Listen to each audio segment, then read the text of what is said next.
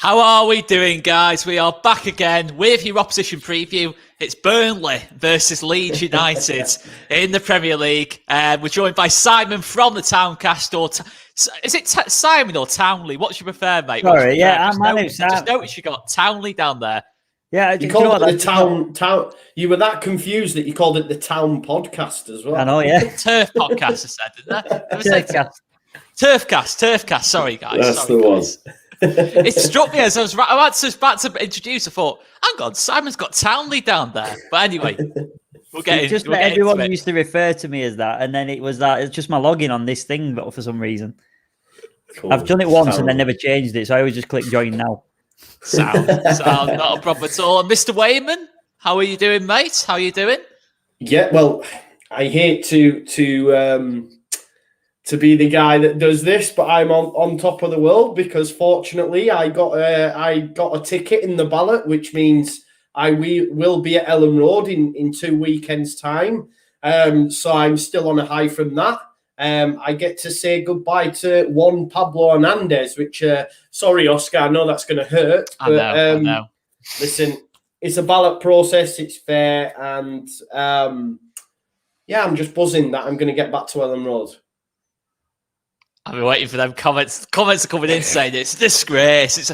Honestly, there's been some freaking out, hasn't there? But the ballot is fair enough. It is fair enough, man. We've also got another Burnley fan joining us a little bit later on called Callum.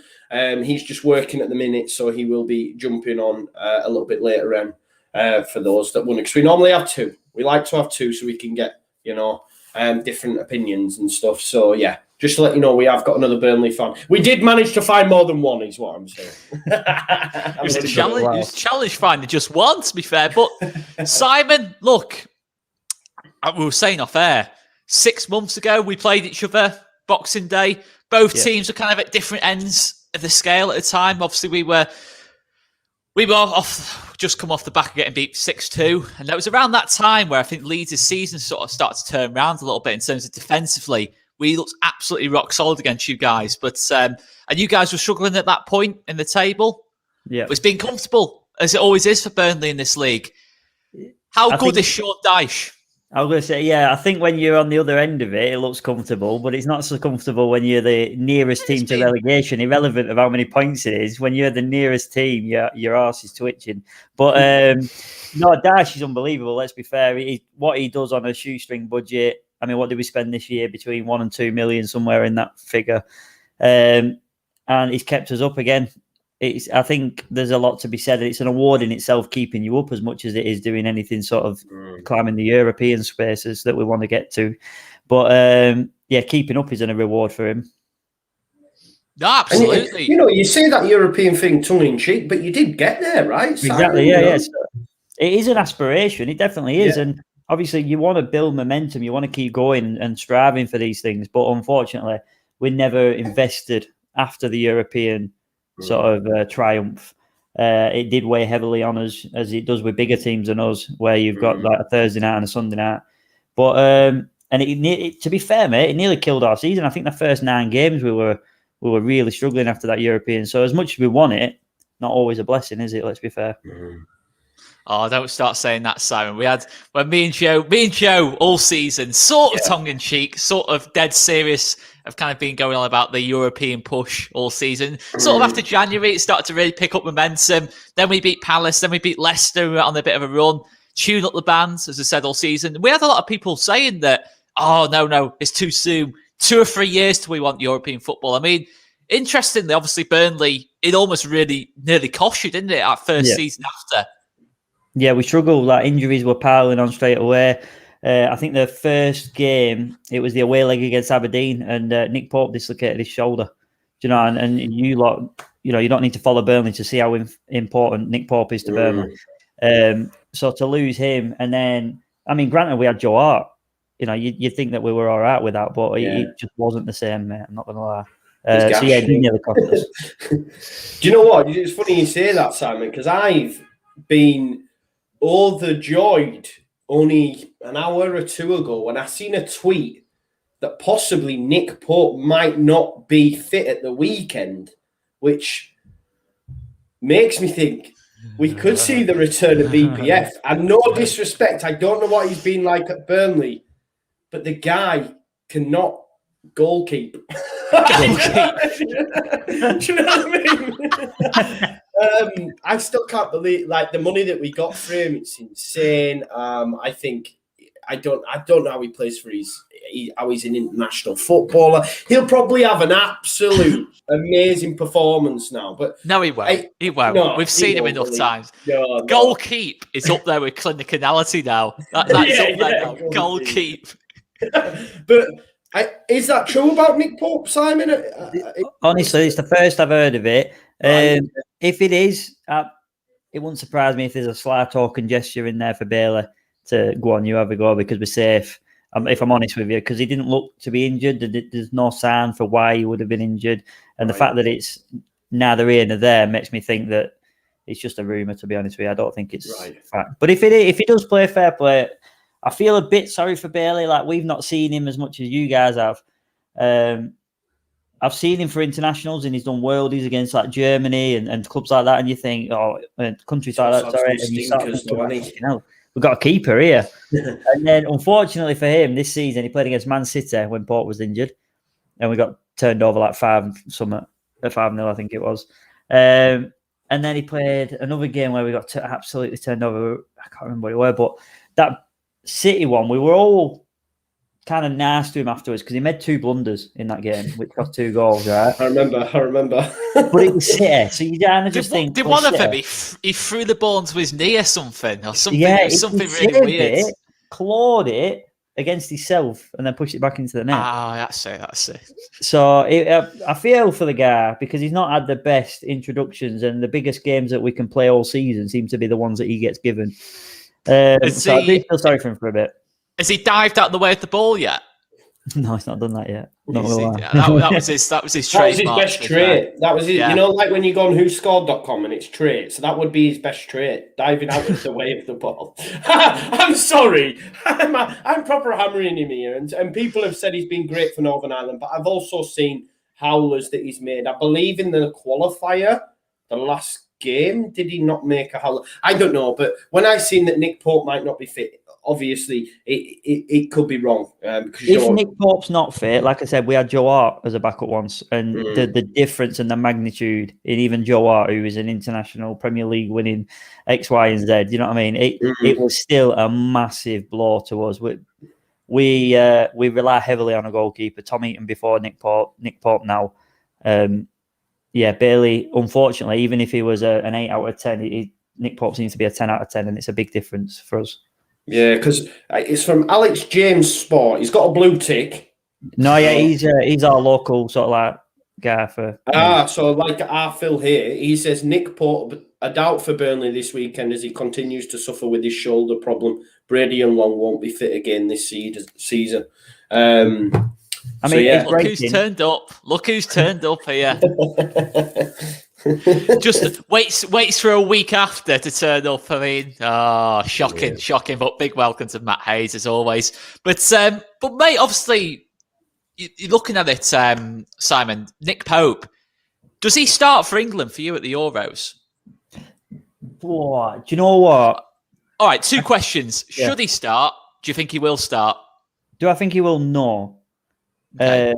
Do I think he should? I'm still on the fence, right? And there's 2 reasons for this. One, because if you want a goalkeeper to keep the ball out of the net, Nick Pope is the best out of the 3. If you want to play a certain tactic, or like playing it out from the back, Nick Pope is probably the worst of the 3, which then makes it either or. Now, certain games, maybe, you know what I mean? If you're going to play a team that's got a heart in the box and they're going to cross it and they've got a target man, Nick Pope picks them out all the corners, crosses, free kicks. He takes a lot of the weight off it. Whereas if you've got somebody who likes to punch the ball, you know, that it's not as beneficial as it. Let's be fair. But teams like, you know, where they're going to play it out from the back, they're going to put a high press on. You don't necessarily want Nick Pope getting the ball at his feet.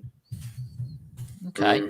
Honest opinion. So I would agree with that though as well, Oscar. I think he's bang on. Yeah, I mean, It's a hard one, isn't it? I mean, obviously, I hate to admit it, but Henderson's in obviously decent form for that team from across the Pennines and that lot. And you're thinking, is he kind of like, I don't think he's as good a shot stopper as Pope, but I think he's better with his feet. So it's like, it's almost that kind of like, I don't think there's any perfect option. We can all agree, probably not Pickford. No. But it might, you know what Southgate's like. I still think it will be Pickford he goes with, but I don't think it should be, if that makes sense. No, maybe. Yeah. Could you do me a favour, Simon? I hate to. Could you switch the TV off for us, bro? Oh shit! Sorry, yes, pal. Of course I can.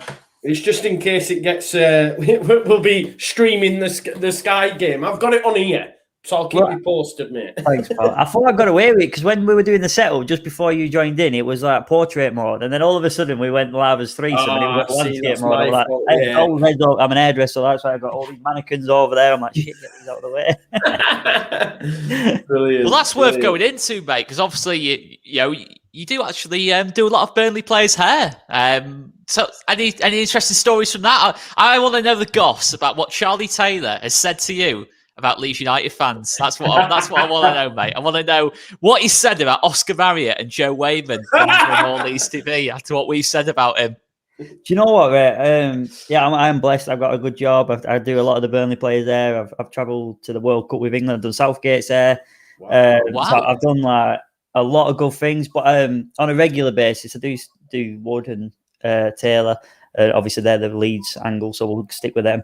And to be honest with you, the one who's probably got more, not that anyone's got a negative, let me just clarify that before it gets taken out of context, but the one who would speak of a highly thing of Leeds United would be Charlie Taylor out of anybody.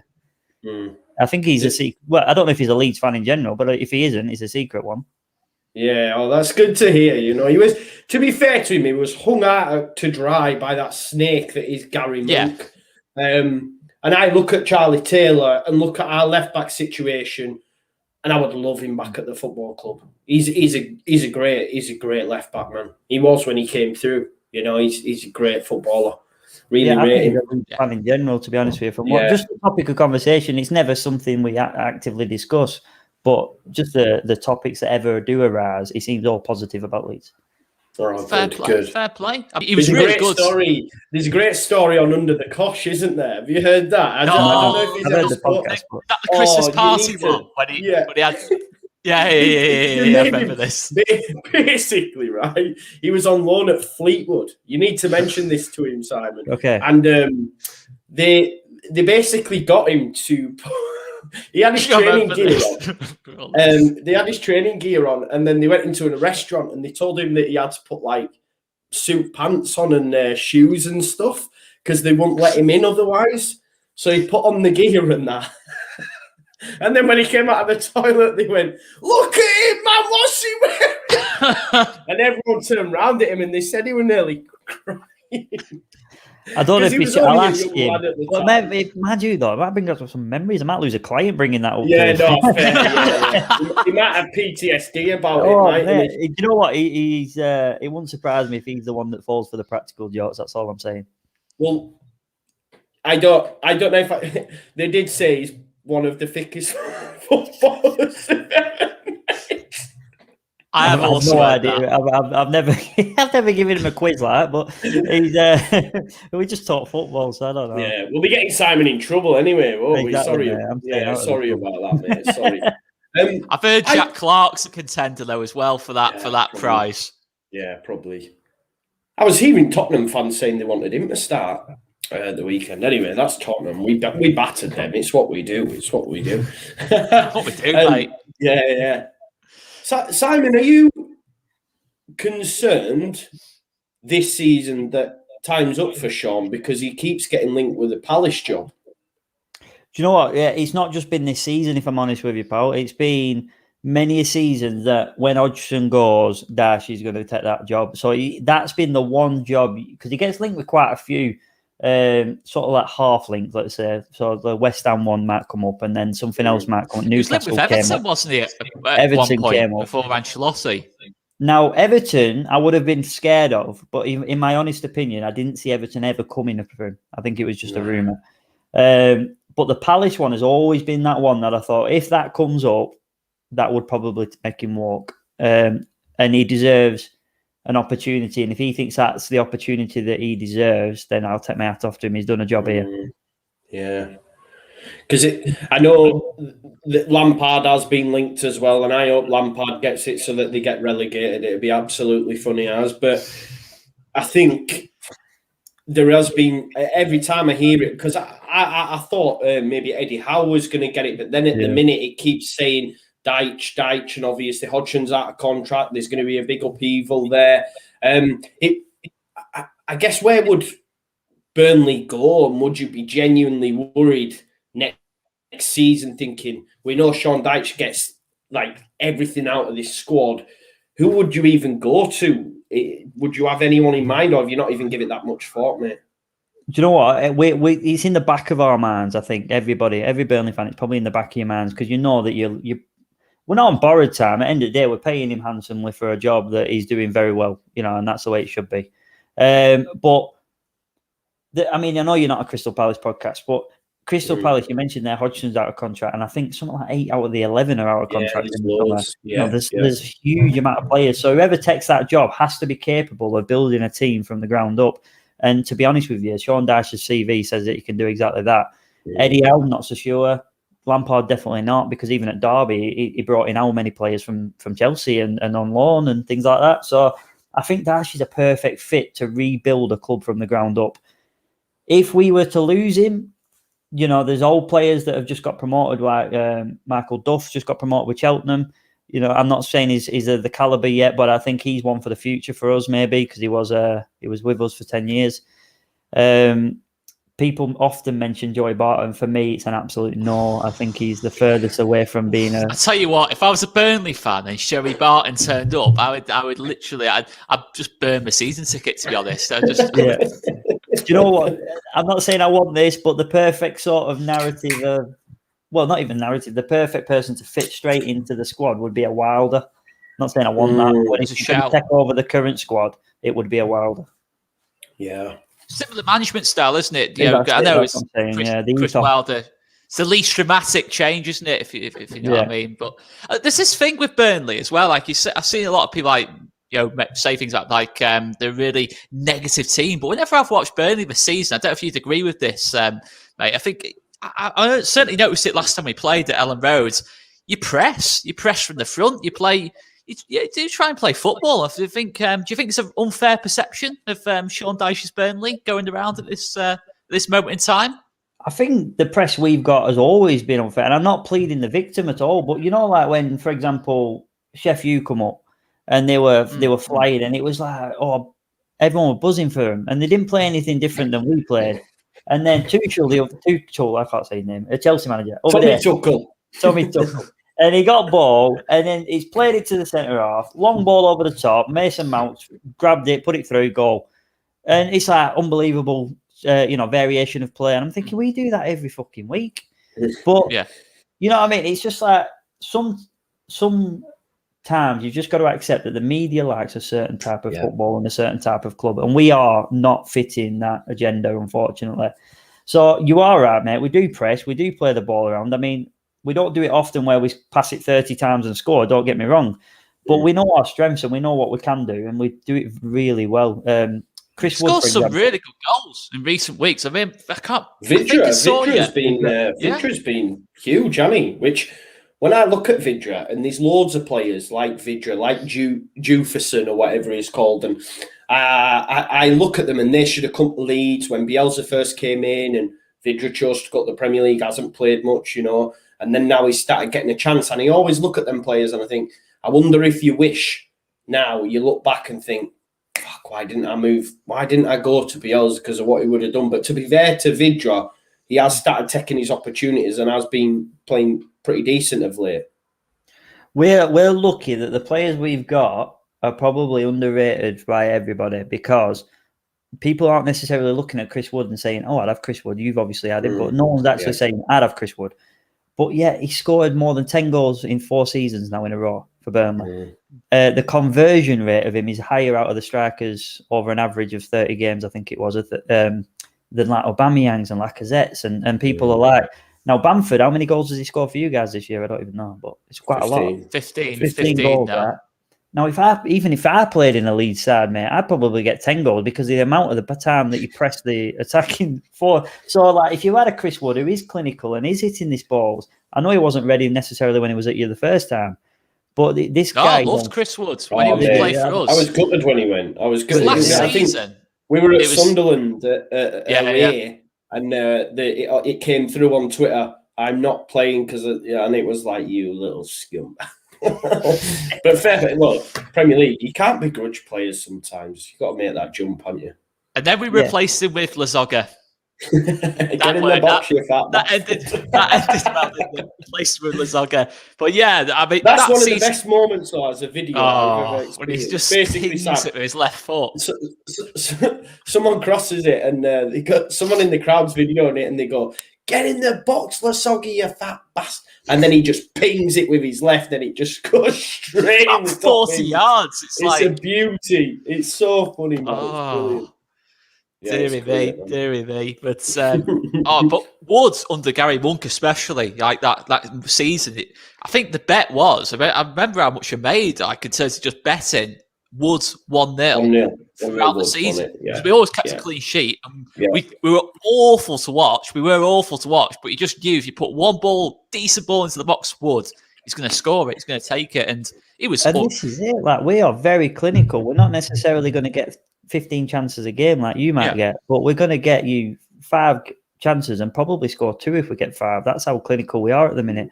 The thing that's worrying us as Burnley fans in general, and which is very unusual, is our defensive manner.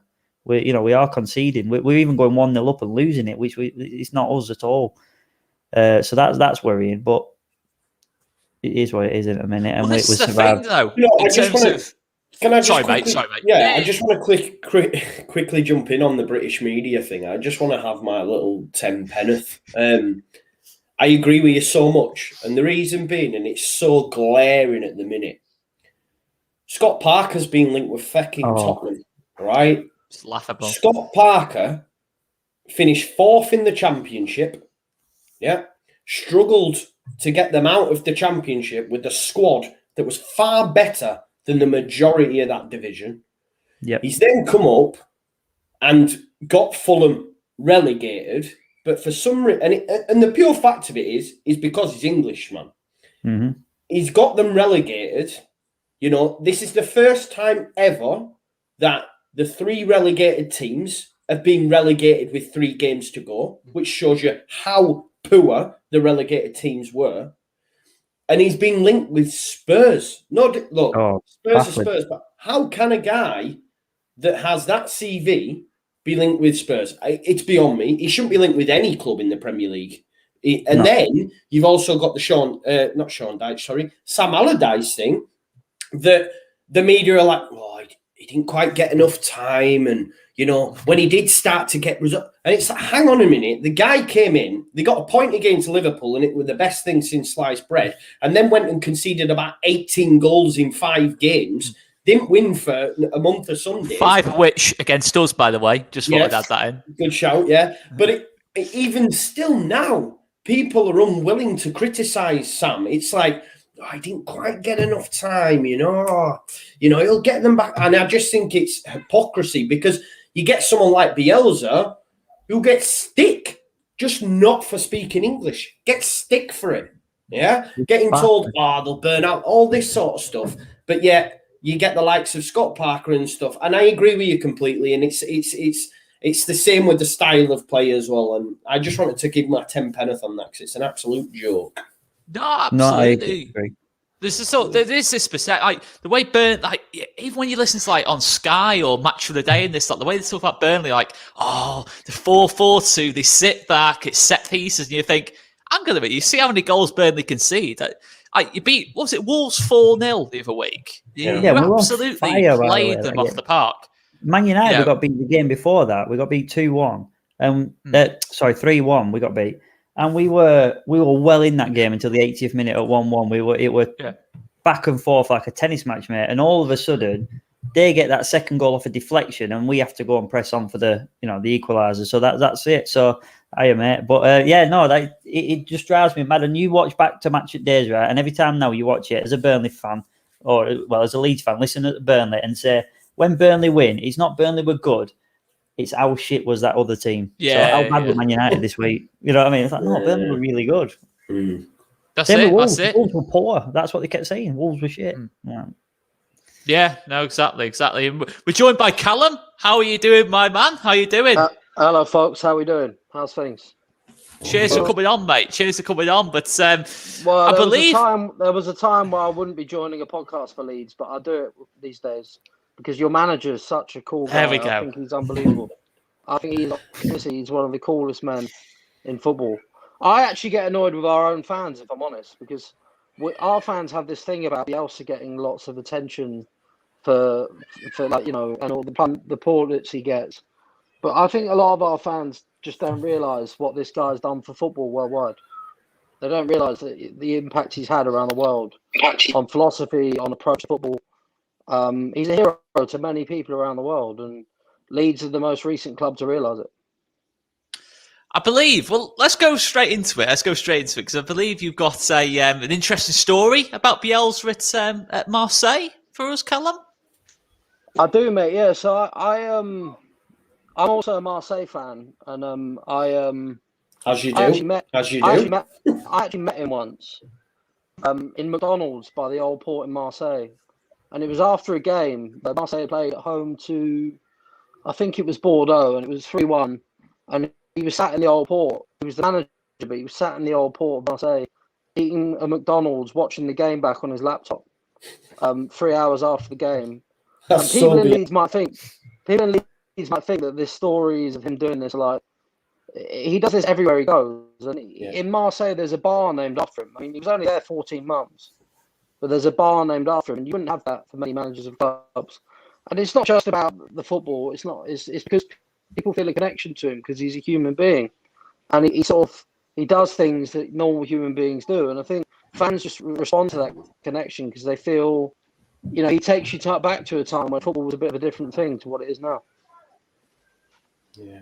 I love that. You couldn't agree more. Like, look, he's in Costa, in Wetherby, every single day. You know, we see pictures on social media, him getting pictured. You know, I've got a tattoo of him. You know, it's just them little small things. These murals in and around Leeds, you know, and in such a short space of time, people hold him in such high esteem. He's up there with me, with the likes of Wilco and the likes of Don Revie in 3 seasons. You know, this is the impact he does. And like you said, the time spent in Marseille, and he's already got a bar after him, and he was only there, what did you say, 14 months, Callum? 15 months, yeah. 15 months, yeah.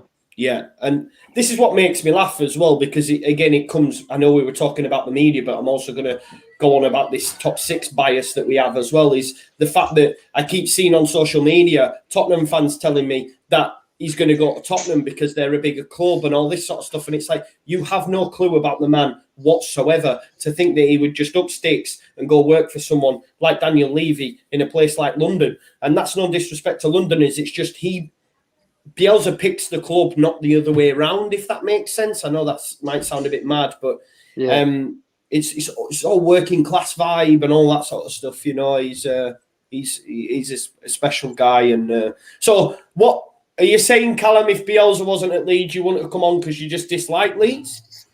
No, I mean, I would have probably come on. I was sort of half joking, but I kind of, no, I wouldn't say I like Leeds. I mean, I wouldn't say I like you, but I love him. And, you know, the reality is, listen, I think there are loads of people like me across the country. I've got mates of mine in Man United who say, obviously, you and United hate each other. That's been going on for years and years. But Bielsa's definitely reduced that hate. I mean, there's a lot of people in football. You look at tonight, you know, the United fans blocking the Liverpool team bus leaving to go to the Old Trafford. Like, there's a big disconnection between the top of football and these fans now at lots of clubs. And I think Bielsa is someone who, a bit like Dyche, actually, I do think Dyche does this as well. They sort of bridge a gap between those normal people who just want to support their teams and what football has become, which is basically a big misconnection between fans and the people at the top. Now, I think Dyche does it in his own way as well. I don't know if you saw the thing today about him saying he'd go for a beer with Guardiola and stuff like that. I think that, you know, and how he can't wait to get back to the pub. I mean, I think there's people in football who do have that sense of still a bit of humility about who they are, and Bielsa and Dyche are two of them. I reckon Pep would be like, sorry, Sean, I didn't get the invite in the post, mate. I'm sorry, pal. Yeah, I don't think he'd go to the Royal Dyche anytime soon. Put it that way. No, definitely not. You have got to be an enemy of the game if you don't like people like Sean Dyche and Bielsa. For me, I think Dyche, they're different personalities, aren't they? Dyche is a bit more. What's the word for it? He's a bit more of a extrovert, isn't he, Sean Dyche? Like wherever you watch him in like his kind of like press conferences, they're always interesting kind of thing. You always notice on Sky, he's probably one of the only managers outside the top 6 where they actually show his press conference, if you know what I mean, because he always says something that's pretty funny, pretty amusing and that lot. But he's a lot more than that, isn't he? He's a top quality football manager, and he's obviously. I mean, Callum, we've already asked the question to Townley there. Do you think Dyche is at Burnley for the long term? Do you still think you're going to keep him at the club for a couple more years yet? I really don't know. I think if Palace came in this summer and said, we want you, I think he'd probably go. I think that the money they'd offer is probably more than Burnley. They'd probably give him a bigger player budget. His family live in Northampton, so he'd probably want to move closer to home. But at the same time, I really don't know. I mean, obviously he's a club legend, and his position there and his power and authority there is something he might not have at the other clubs if he went elsewhere. Therefore, I just don't know. I mean, I don't think, knowing what I know, I don't think he's been very happy for quite some time with some of the things going on at the club in terms of the lack of backing and support he's got in terms of transfers and budgets, etc. But with the new owners, he might feel that he'll give them a fair shake for a year and see what happens. But look, for me, he's done miracle after miracle after miracle on a limited budget. He's had many people doubting him again this season, including our fans, by the way, which I thought was too far. A lot of them doubted that he could do it again, and he did. And I think that in the end, I think that the guy worked miracles for this football club, and if he decides to leave, he goes with my blessing. I mean, he's a hero. Not all great things last forever. If he stays, I'd be chuffed to see him there another season. I mean, Simon, obviously, you look at it going forward, obviously, with your new owners, but it was a terrible start to the season. I mean, was there ever a question of Dyche? Or was the fans always going to be behind him as such? Well, it's, every fan base has the booers and the negatives, and it doesn't matter how successful you are. You will find someone that's questioning Ollie Solskjaer, who's second in the league and in the Europa final, saying, "Oh, is he really the right man to take us forward?" But it's like I personally don't see it as much in my group of sort of Burnley fan friends. I don't see the negativity. The Turfcast have asked the question many a time in that poor run of form. Are we in danger? Are we going down? And I never felt like we were going down. It just never was in my mindset, much like probably Callum's was. But even the pundits, mate, I must admit, even the pundits were saying Burnley will be all right. They'll get it right. They will have enough. So it was a refreshing change for us to get the pundits on side and saying, do you know what? I think Burnley will be all right. Don't worry about Burnley. It's like I said it to Joe on Turfcast. When you're 9 points above somebody looking over your shoulder, it feels very close. But when you're in that bottom 3 looking at a 9-point gap, how big is that jump? So for me, I just looked at it that way and thought, you know what? I would be very disappointed if we lost that. I think we'll be all right. Okay. But obviously, look, we've already mentioned Chris Wood, but another player I want to talk about, Callum, is Dwight McNeil. Obviously, he's a player he's an interesting one, isn't he, for me? I mean, I've seen him a couple of times. He's either 10 out of 10 brilliant from what I've seen, or he's kind of like really ineffective. I mean, would you agree with that, Callum? He's on his day, really special player. I personally think without him we'd be in real trouble. I think that he offers so much creativity that without him we'd be missing a lot of creativity that we've got. If you look at the amount of goals that we have that are started by either him or Charlie Taylor in terms of movement or off the ball or on the ball, the numbers on that are quite significant. And I think that in the end, I really rate him. He hasn't had the greatest season compared to last year and the year before, but overall, if you still look at his numbers in terms of assists, in terms of his overall contribution to the team, he's such an important player for us. And just add to Simon's point there, just very quickly on the the situation in terms of like the fan base and stuff. I totally agree.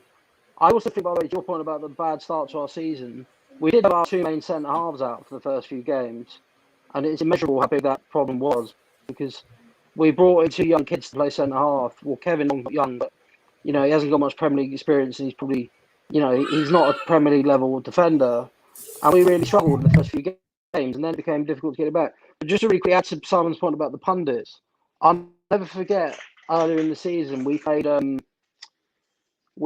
Tottenham at home, and Mourinho before the game said, "There's no chance Burnley will go down." And all the pundits, by the way, a lot of them said, why is Mourinho said? He said, "I guarantee you Burnley will be mid-table."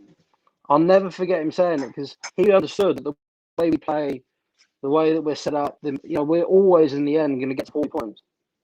And again, this season we might get to 45 if we do what I hope we'll do on Saturday. So, it's. For me, so are you saying, totally Callum, that if Dyche goes, you want Mourinho? No, because I don't like Mourinho. I'm just saying I love the fact that he stuck up for him when we were in a bad period, and he said, "Look, Burnley will be fine." And I thought that was great because Mourinho didn't need to do that, and he did it before a game against them at Burnley where it was a tight game in the end, and we played well and we lost very, very in a very tight game at home. But in reality, Mourinho didn't have to do that, but he stuck up for him, and ever since then we've done well. I mean, obviously, Simon, Callum's identified obviously Dwight McNeil being a top player for you, but it also mentioned Charlie Taylor. Is that left-hand side what we need to be really looking out for as Leeds fans, in terms of Taylor and McNeil? Is that understanding where most of your goals come from then? I mean, McNeil and Wood is a good combination.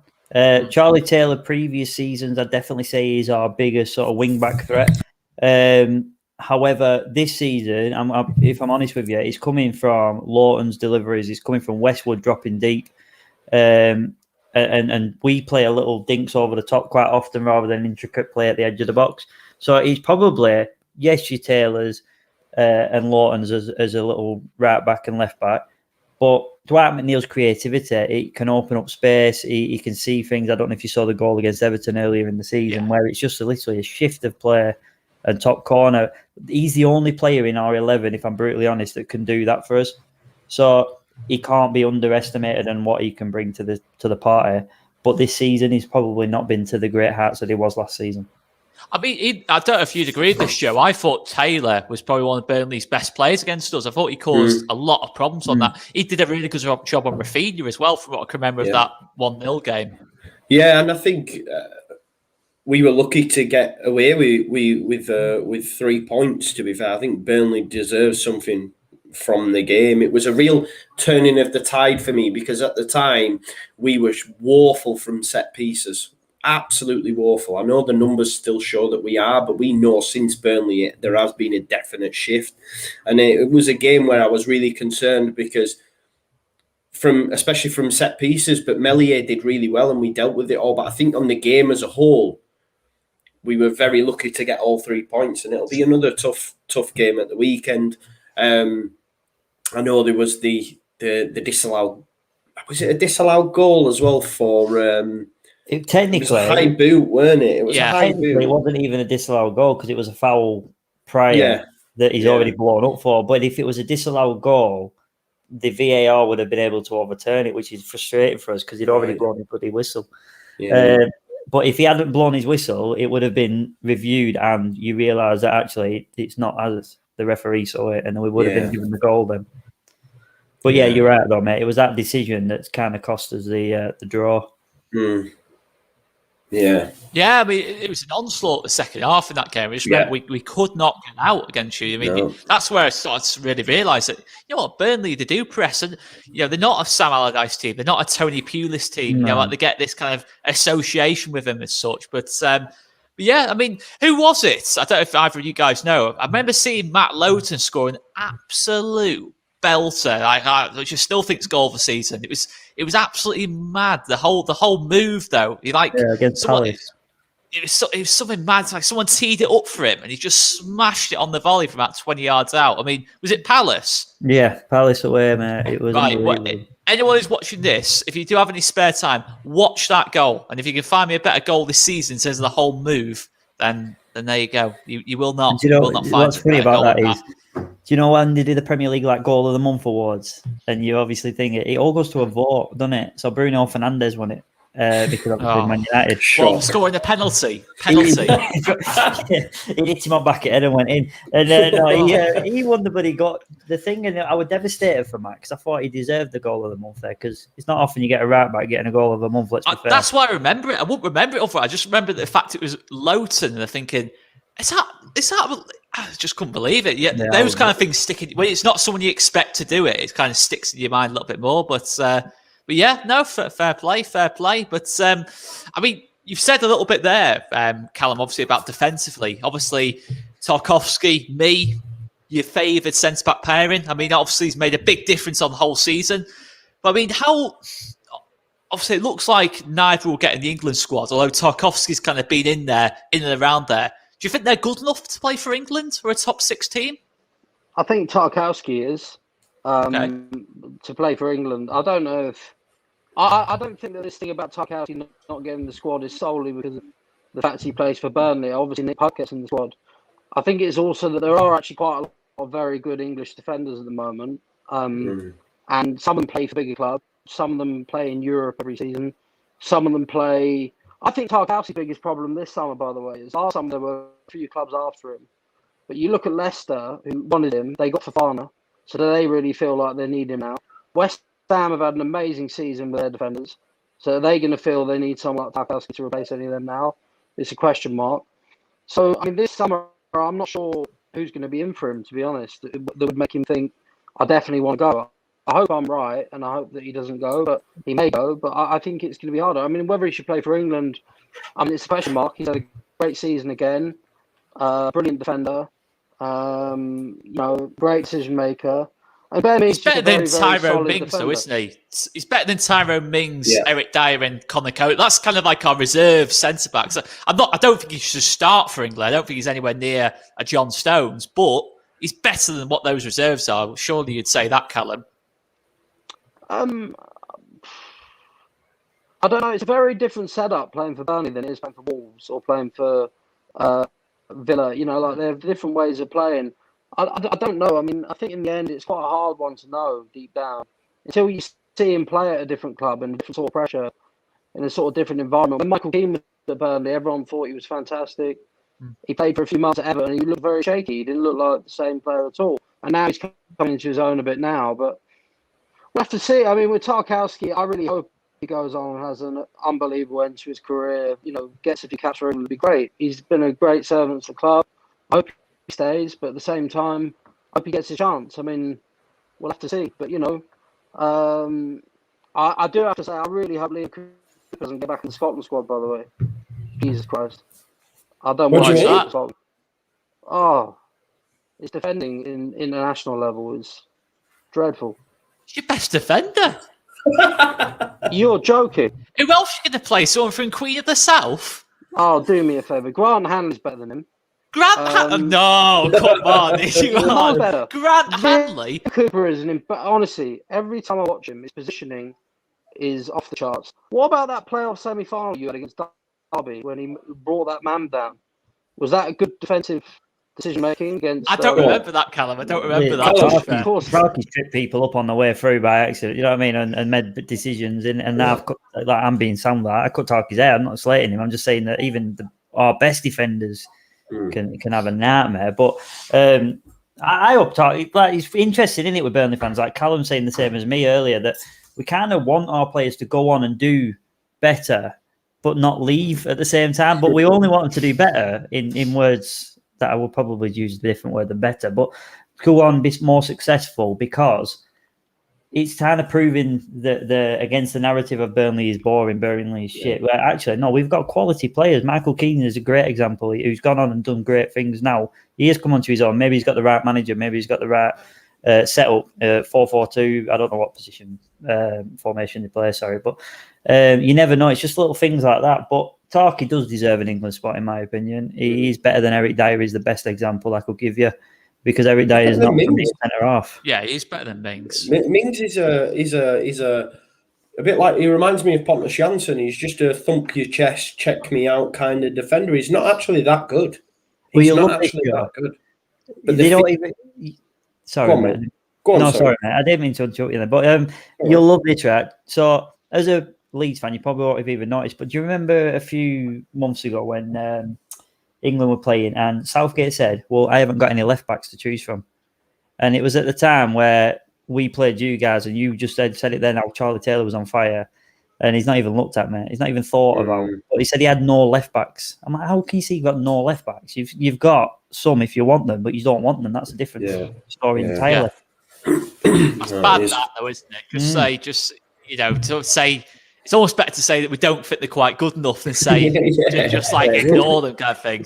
One person, say one player I want to talk to you two guys about is Patrick Bamford. Obviously, he had a horrendous time at Burnley. Him and Sean Dyche. They both had a few digs at each other. Obviously we got Hal a couple of weeks ago to talk about that, but they don't like each other. It's pretty clear as day. Sean Dyche didn't think Patrick Bamford was tough enough. Patrick Bamford, said otherwise. Again, we're always going to back Patrick Bamford. But are you been surprised how well Bamford's took to this league, Simon? I mean, was there ever any signs for Burnley that he could do it at this level? Go on then. I'll start it off. I'm sure Callum's got an opinion on this one as well. Yes, that's why we wait. We'll let him load up. All right, you go. I'll warm up for Callum here. So basically, I've said it before. If you put me up front for Leeds, I'd score a fair few goals over a season because of how many chances you create. I'm not saying Bamford is a bad player at all. Let's just clarify that. I'm just saying he's not clinical enough to be sort of, when you were saying why is he not being called up for England? I'm not saying he's not a good player. I'm just saying maybe these are the reasons. Maybe he's not clinical enough. He needs too many chances to score a goal. Going back to the Michael Keane example that I gave earlier, sometimes the right manager fits the right player and then you start to thrive. You found a manager that makes Bamford tick and he brings out the best in Bamford. Unfortunately, when he was at Burnley, obviously it wasn't Dash. But that's my opinion on him. So he turned up with his mum. That was enough for Sean. Never again. Sean's old school, mate. You're not allowed to. There's a sign in the changing rooms as you're going into training. No caps, no headphones, no.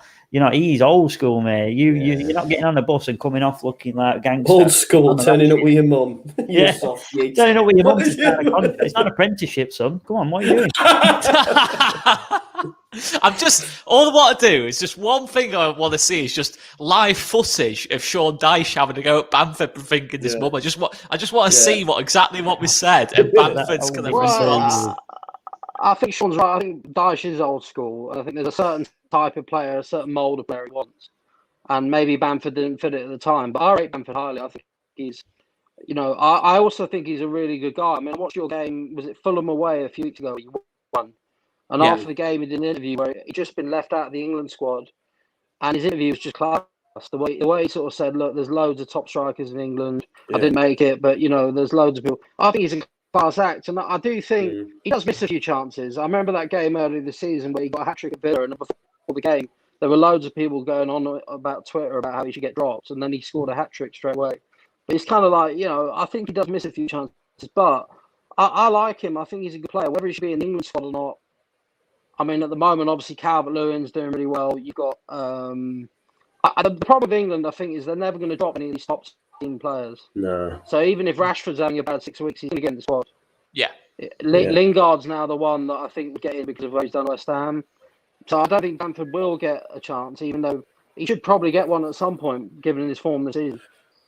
Yeah. In Bamford's defence, mate, he was 22 when he was on loan at Burnley. Yeah. And he's 27 now. Do you know what I mean? There's many players that have been released as not good enough at 19 that then go on and do worldies for other clubs. I think he's just worked the right time, as Callum said. Yeah. Yeah, I agree. We do get a lot, though. Every time Bamford's played, we had it with Palace fans, we get it with Norwich fans. They can't stand I was hoping him. for it there. I was hoping. No, I don't know what I it really is. wanted you to say. That's what I wanted, though. I wanted more opposition fans to say they can't stand him and then Bamford to score. That was what I was hoping for. To say that and then watch him score against us on Saturday. Absolutely no danger. Well, I didn't heed that warning because if BPF starts, he's going to have a worldie and then I'll end up with egg on my face. Won't I? I hope so, mate. He won't. Not for your sake, but just I hope he has a worldie because he needs one. Yeah, Robin Koch, first debut goal for Leeds. Well, not debut goal, first goal for Leeds from a corner. I'm calling it now. Yeah. But yeah, I mean, obviously, I'm looking across the team. Burnley, there's no real other kind of standouts. Obviously, do you think it will be Vidra alongside Woods? Would you imagine?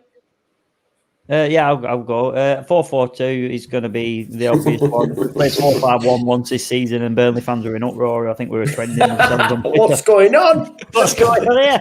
Disgrace. So 4-4-2, 100%. It has to be Wood and Vidra right now. They are the perfect partnership at the moment, and no one can argue that. I think Vidra will want to have an impact as well. Because of that link move and all that sort of stuff. So it'd be interesting. I think We've only got another year on his contract.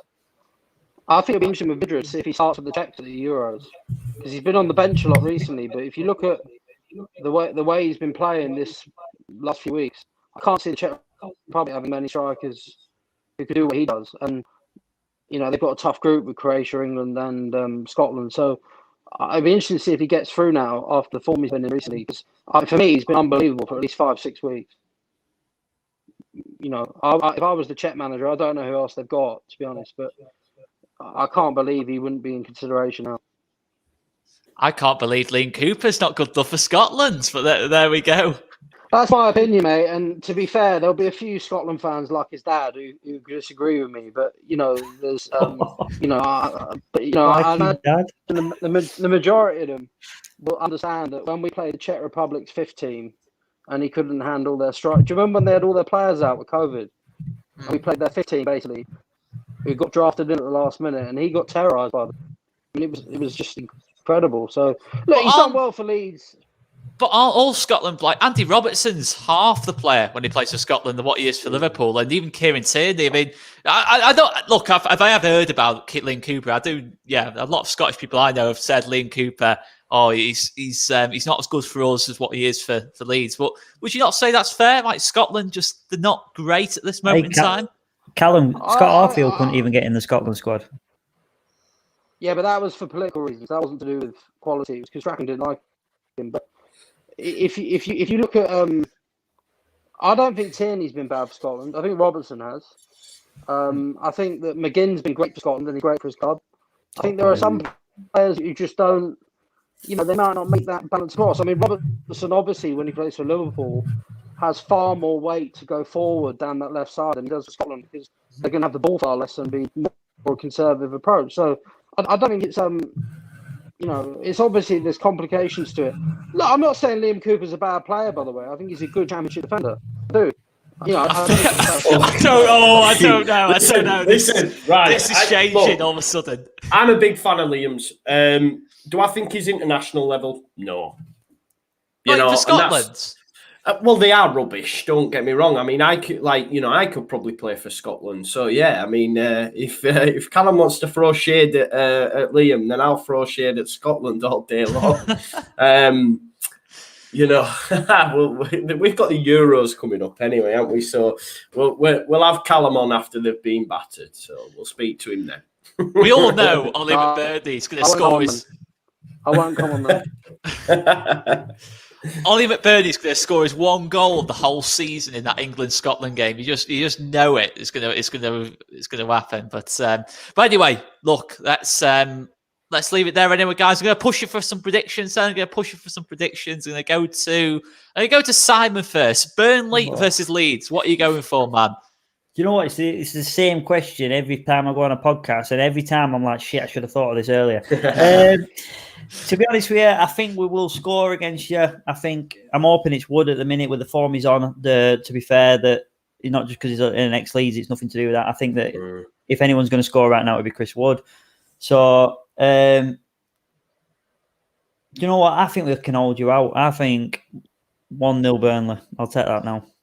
I can't remember who it was, but it just reminds me when I think the last time Chris Wood went on a mega hot streak, because that's what he is on at the minute. He's on, is it like 5-3 or something like that? He's on at the minute. I can't remember who it was. I'm not going to say who I think it was, but I'm pretty sure I know who it was. Said that I can't believe he's not in England contention. What? Chris Woods. Who said this? I can't remember who it was, but Were you a Burnley fan? no, it was a pundit. It was a pundit. That's all right then. Oh wow! Or embarrassed for us. But yeah, just remember that about Chris Wood because his name's in pretty English. But anyway, Callum, what are you going for prediction wise? It is a pretty English name. Well, you couldn't get a more English name, I don't think. No. I think 2-2. I think there'll be goals. I think that both teams' seasons are semi-over, really. I mean, Burnley is safe. Leeds, really, are you going to finish above Arsenal? No, probably not. So, you know what? I think both teams will be pretty open. Well, after that game last night, you're not going to finish above them, are you? We will, man. We will.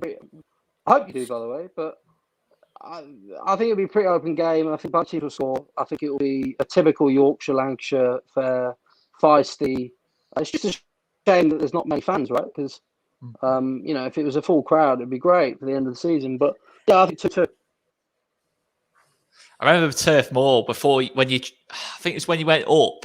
You think you had to change the away because the away end used to be wooden seats at Burnley. I remember that. Yeah. It was literally like from the 60s kind of thing. But I used to like it, to be fair. It was like quite an old school feel. And then you had to change it into a modern kind of away end, to be fair. Or more modern away end, should I say. Is there a cricket ground at the back of the away end? The stand you're referring to is called the cricket field end. Yeah. And, we had wooden seats in there. In fact, maybe Callum has as well, but they sold them seats off for charity but they didn't think about it until they threw them in the bloody skip.